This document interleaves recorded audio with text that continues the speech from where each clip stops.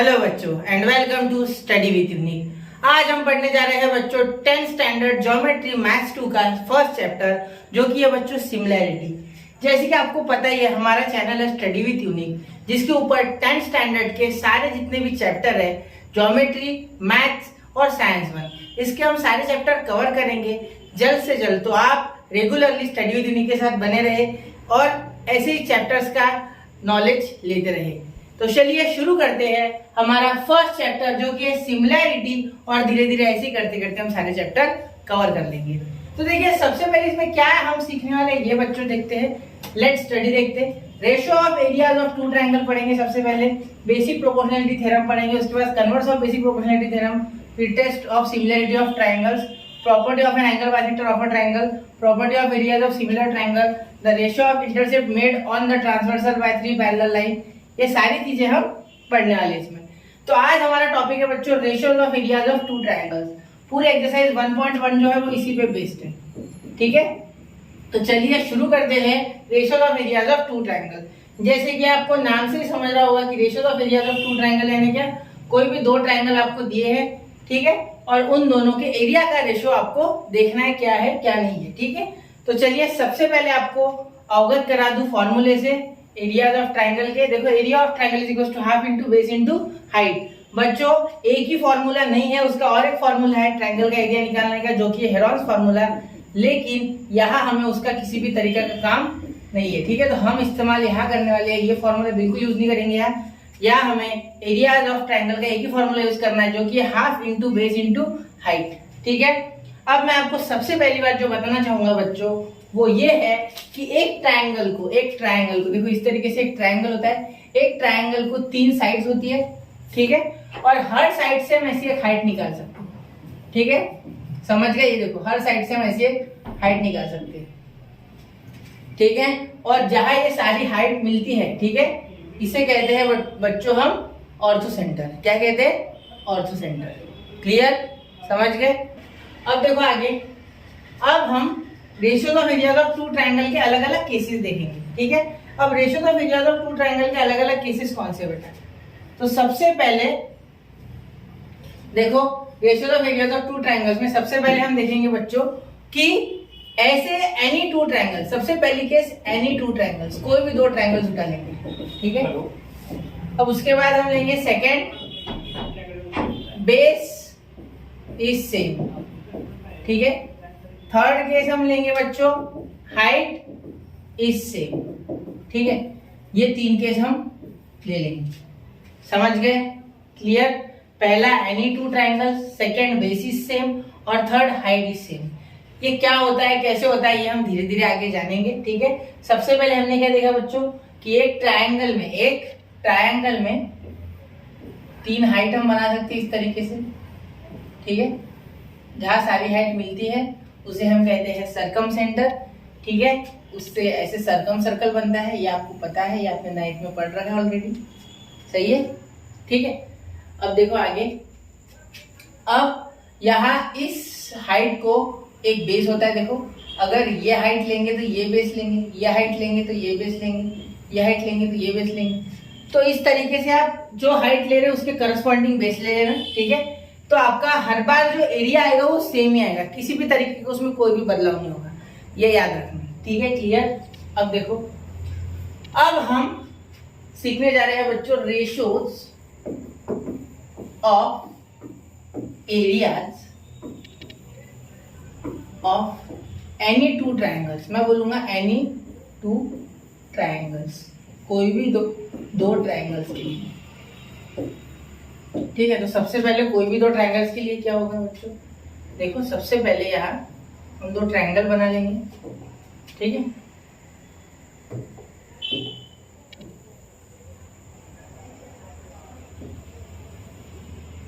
उल्टा हो गया ये,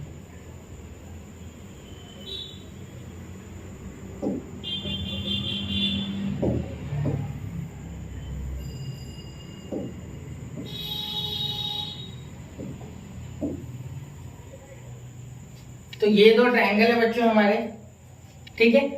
अब देखो, इसमें मैं हाइट निकाल लूं ऐसे, अगर एक हाइट ये, एक हाइट ये, इस तरीके से इसे नाम दे दूं मैं ABC, इसे नाम दे दूं मैं PQR, इसका बेस BC, इसकी हाइट AD, इसका बेस QR, इसका हाइट PS। ठीक है, तो अब अगर मुझे पूछा जाए कि एरियाज, रेशियोज ऑफ एरियाज, तो मैं क्या करूंगा? सबसे पहले मैं निकालूंगा एरिया ट्रायंगल ABC, और मुझे फॉर्मूला तो पता ही है एरिया ऑफ ट्रायंगल का, half into base into height. देखो, area of triangle is equals to half into base into height.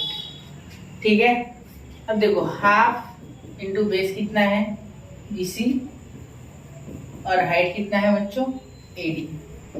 ठीक है, अब हम उसके बाद देखेंगे एरिया ट्रायंगल PQR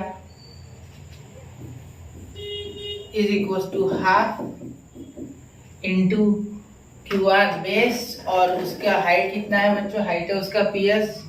ठीक है, तो हमारी हो गई half into base into height. Clear? तो अब हमें इसका रेशो लेना है, चलो रेशो लेते हैं। ठीक है, तो रेशो लेने के लिए हम क्या कर देंगे, अपॉन में ले लेंगे। तो area triangle ABC upon area triangle PQR is equals to half into base into height upon half into QR into PS। Clear? अब देखो यहाँ हाफ हाफ बच्चों गेट कैंसल, तो हमारा रेशो आ गया बच्चों BC into AD upon QR into PS। मतलब देखो, इसका बेस इंटू इसकी हाइट, इसका बेस इंटू इसकी हाइट। समझ गए? मतलब अगर मैं इसके बेस को बोल दूं B1 और इसके हाइट को बोल दूं H1, इसके बेस को बोल दूं B2, इसके हाइट को बोल दूं H2, तो क्या मैं इस तरीके से लिख सकता हूं कि area triangle 1, area of triangle 1 upon area of triangle 2, मतलब जो भी दो ट्रायंगल में ले रहा हूं, is equals to B1 into H1 upon B2 into H2। क्या मैं इस तरीके से लिख सकता हूँ? आप बोलोगे सर बिल्कुल, कोई बात नहीं, इसमें कोई गलत बात नहीं, क्योंकि हाफ हाफ तो कैंसिल हो गया था। समझ गए? तो ये हो गया आपका जनरल फॉर्मूला इसके लिए। हमेशा areas, ratio of areas of two triangle, चाहे उसकी हाइट सेम हो चाहे बेस सेम हो, ये फॉर्मूला हमेशा वैलिड होगा, ऑलवेज करेक्ट। समझ गए? अब हम अगला जो टॉपिक देखने जा रहे हैं वो है कि इसी से related ratios of areas of two triangles having same equal या कॉन्ग्रुएंट बेस। ठीक है, समझ गया? कॉमन भी हो सकता है। तो यहाँ समझ गया आप रेशियोज ऑफ एरियाज कैसे लेना है। एरिया निकाल लेना दोनों ट्रायंगल का, उसको डिवाइड कर लेना, मतलब उन्हें रेशियो में अपॉन में ले लेना। ठीक है, एक न्यूमरेटर में डिनोमिनेटर में। इसके बाद इस तरीके से रेशियो निकाल के base into height upon base 1 base 2 into height 2, इस तरीके से ये हो जाएगा। ठीक है, तो सबसे पहले हम अभी पहली केस देखी हमने, ये कौन सी थी बेटा? हमारी केस 1 थी। अब देखने जा रहे हैं केस 2। क्या है केस 2? देखते हैं। रेशियोज ऑफ एरियाज, रेशियोज नहीं सिर्फ ratio of areas, ratio of areas of two triangles having equal base. 3 शब्द या 4 शब्द इससे होंगे, इक्वल, सेम, कॉन्ग्रुएंट या कॉमन, तीनों में अप्लाई होगा, ये चारों में। ठीक है, बेस की बात करेंगे। ठीक है, अब देखो सबसे पहले तो हम ट्रायंगल ले लेंगे दो, जैसे कि हम हमेशा लेते हैं। ठीक है, एक ट्रायंगल ये, एक ट्रायंगल ये ले लेते, बेस सेम है ना।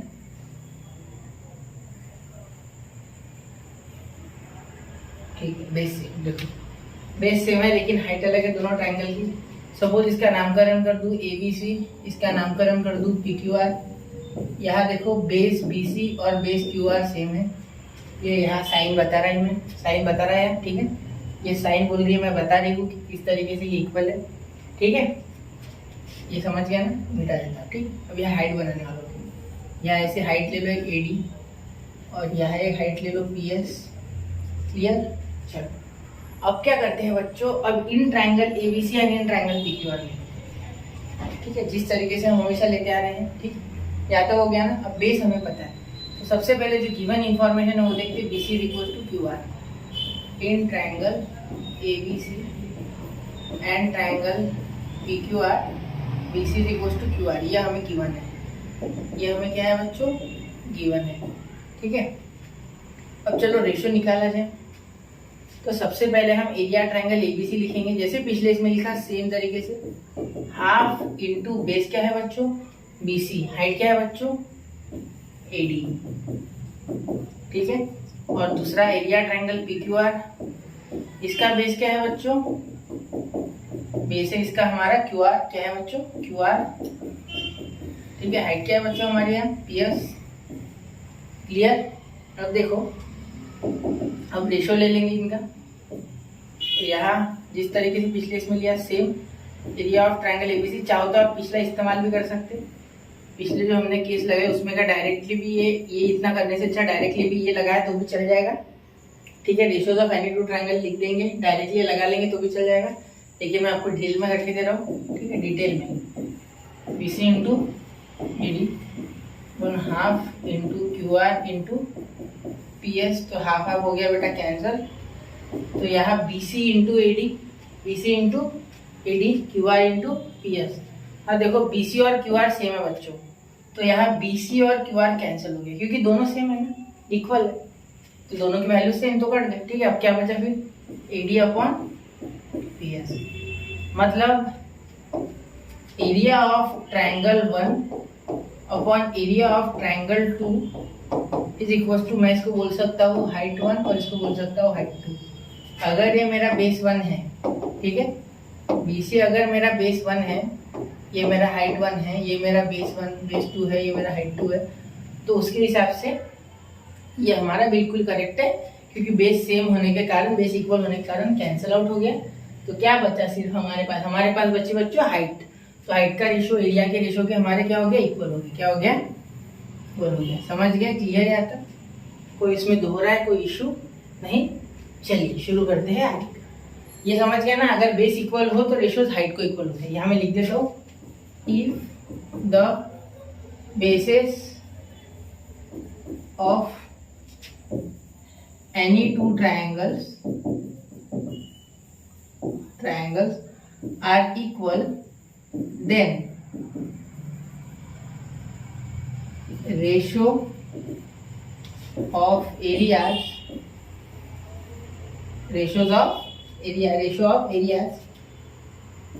is equal to ratio of height। समझ गए? क्लियर? यहाँ तक कोई इसमें दिक्कत नहीं? चलो आगे चलो आगे चलते हैं। तो चलिए आगे देखते हैं। अब लास्ट हमारा इसके बाद ratios of areas of two triangle having equal same congruent common height. इस बार क्या था हमारा हीरो पिक्चर का बेस, अगली बार हीरो कौन होगा बेटा, हाइट होगा। क्या होगी, हाइट। समझ गए? देखो रेशियोज ऑफ सिर्फ रेशियो, तो क्या हर बार प्लूरल लेके आ जाता है। Ratio of areas of two triangles having equal, क्या है बच्चों इक्वल, इस बार हाइट। इक्वल को चार शब्द है, इक्वल, कॉन्ग्रुएंट, सेम, जैसे मैंने पिछले इस्तेमाल किए। देखो इक्वल, सेम, कॉन्ग्रुएंट, कॉमन, आप कोई भी लगा सकते हैं, आपकी इच्छा है। ठीक है, चलो अब देखते हैं। हाइट अगर इक्वल है तो क्या होता है, हर बार की तरह ट्रायंगल ले लेते हैं। तो इस बार हाइट सेम है, बेस अलग है। ठीक है, हाइट सेम में दिख रही है। चलो हाँ, बेस अलग दिख रहा है लेकिन हाइट सेम है। ठीक है, तो अब देखो मैं इसे नाम देता हूँ ABC और यहाँ देता हूँ PQR। ठीक है, यहाँ हाइट ले लेता एडी, यहाँ हाइट ले लेता पीएस। ठीक है, चलो अब शुरू करूँ। तो देखो सबसे पहले हम क्या लिखेंगे कि in triangle ABC and triangle PQR क्या हो जाएगा, BD is equal to PS, height equal हो जाएंगे हमारी, तो therefore BD is equal to हमारा बच्चों PS हाइट्स। हाइट क्या है, कॉमन, इक्वल, कॉन्ग्रुएंट, सेम, जो भी आपको बोलना है वो, ठीक है, लेकिन इक्वल है इनका मैग्नीट्यूड। ठीक है, अब हम ले लेंगे area of triangle ABC is equal to half into base क्या है बच्चों हमारा BC, और हाइट क्या है हमारा बच्चों AD। ठीक है, अब यहाँ देखो इसके लिए भी एरिया ट्रायंगल PQR ले लेंगे ABC के बाद। हमारा क्या हो जाएगा बच्चों, यहाँ formula half into QR into PS, base है हमारा QR। ठीक है, और यहाँ बेस इस ट्रायंगल का हो गया QR। अब हाइट क्या है बच्चों PS। ठीक है, अब एरिया का रेशियो अगर ले लेंगे तो area triangle ABC upon area triangle PQR, यहाँ तक समझ गए, half into BC into AD upon half into QR into PS। तो यहाँ ये खत्म हो गया, तो BC इंटू AD बच गया और QR इंटू PS बच गया। तो BC हमारा बेस जो है वो अलग है, लेकिन जो हाइट है वो कॉमन है। इस बार BD नहीं बच्चों AD, मैंने यहाँ BD लिख दिया, सो सॉरी, यहाँ BD की जगह क्या चाहिए बच्चों AD चाहिए। ठीक है, तो यहाँ हम लिख देंगे कि BC, यहाँ AD और PS कैंसिल, क्योंकि ये दोनों सेम है, देखो इस तरीके से, इसलिए यहाँ कट गया, ये हाफ की तरह ही सेम वैल्यूज होगी इनकी, क्योंकि दोनों की हाइट क्या है बच्चों कॉन्ग्रुएंट है, सेम है। ठीक है, इसलिए सिर्फ base BC upon base QR। ठीक है, तो हम यहाँ से कॉमन फॉर्मूला क्या बना लेंगे, जैसे उसने बनाया था, area of triangle 1 upon area of triangle 2, ratios of triangle is equal to height, हमारा ये बेस, अब हाइट कॉन्ग्रुएंट थी ना तो हाइट कट गई। ठीक है, तो यहाँ हो गया बेस 1 अपॉन बेस 2, समझ गए, क्लियर। अब देखो समझ गए पूरा अच्छे से ये। तो देखो ये थे 3 बच्चों हमारे इसमें केसेस अलग अलग तरीके के। सबसे पहला केस क्या था, सबसे पहला केस था कि एनी टू ट्रायंगल्स, दूसरा केस था कि अगर बेस इक्वल रहे तो, और थर्ड केस हमारा बच्चों है कि हाइट्स अगर सिर्फ इक्वल है तो, इक्वल, कॉन्ग्रुएंट, कॉमन, सेम, ये चीज एक ही हो गई। ठीक है, तो टेंशन मत लो, इसमें मैग्नीट्यूड यानी वैल्यू सेम ही आएगी, जिस कारण से ये खत्म हो जाएगा और बचेगा हमारा दूसरा जो अगर बेस सेम है तो हाइट बचेगी, हाइट सेम है तो बेस बचेगा। मतलब यहाँ अगर हम सेंटेंस लिखते हो वाला, तो देखो यहाँ इस तरीके से लिख सकते हैं कि इफ, यहाँ लिख देता हूँ, if heights of two triangles are equal, if heights of triangles are equal then ratios of area, ratio of areas